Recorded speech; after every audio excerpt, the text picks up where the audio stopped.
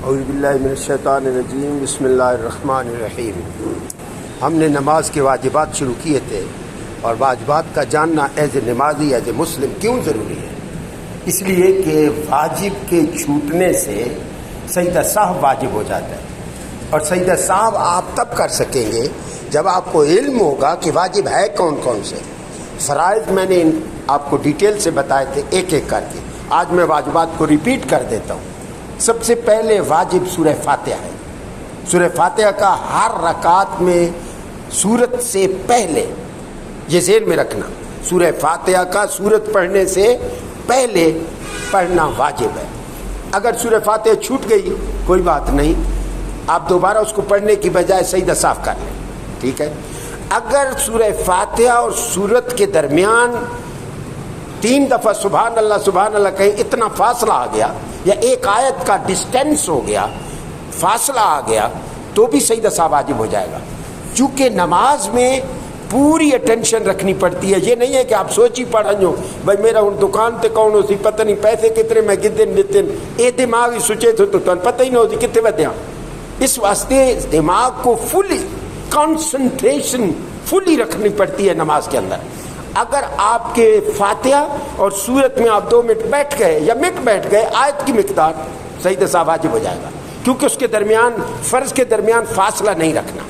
یا آپ نے سورت کو پہلے پڑھ دیا، فاتحہ کو بعد میں پڑھ دیا، تو ترتیب ختم ہو گئی۔ ترتیب کیا ہے؟ فاتحہ پہلے سورت بعد میں۔ اگر آپ نے سورت پہلے اور فاتحہ بعد میں پڑھ لی تو بھی سجدہ صاحب واجب۔ اگر آپ رکوع پہ گئے اور آپ رکوع کے بعد سیدھے نہ ہوئے، اس سیدھے کو کیا کہتے ہیں؟ بولویں دونوں میں قربان ہے، قوما۔ اس کو کیا کہتے ہیں؟ قوم۔ آدھو نا بندہ قوم میں چلا گیا، قوم، یا ذہن میں رکھنا، یہ جو رکوع سے سیدھا آدمی ہوتا ہے یہ واجب ہے، اسے قوما کہتے ہیں عربی میں۔ اور سجدے کے اندر جانا، جس طرح سجدے کا میں نے طریقہ آپ کو بتایا ہے، پھر سجدے سے پلٹ کے سیدھا بیٹھنا، اس کو کہتے ہیں جلسہ، یہ بھی واجب ہے۔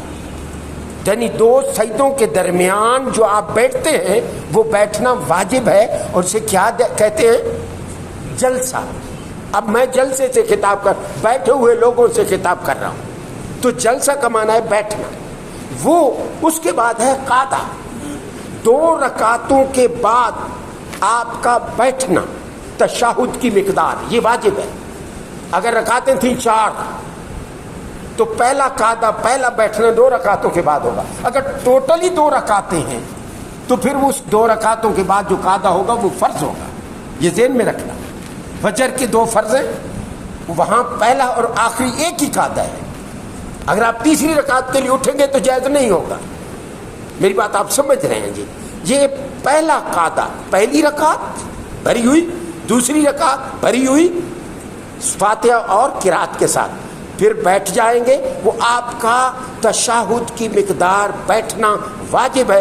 اگر آپ کھڑے ہو گئے بھول کر، آپ دوسری رکعت کے بعد بیٹھے نہیں، آپ کھڑے ہو گئے، اگر آپ یہاں تک کھڑے ہوئے، آپ کو یاد آ گیا، میری بات سنیں پہلے، یہاں تک آپ کھڑے ہوئے، آپ کو یاد آ گیا کہ یار میں نے تو 2 رکعتیں ابھی قعدہ نہیں کیا، تو فوراً چلے جائیں، سجدہ صاحب واجب نہیں ہوگا۔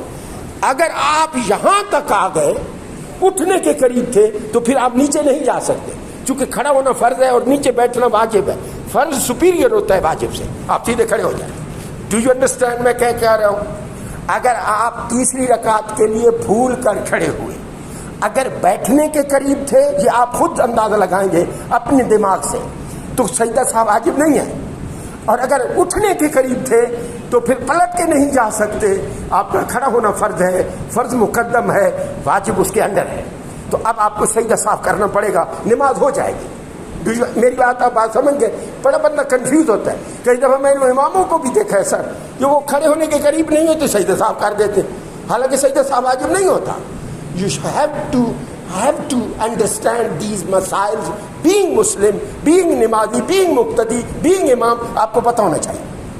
خیر، میں عرض یہ کر رہا تھا، پہلا قعدہ واجب ہے۔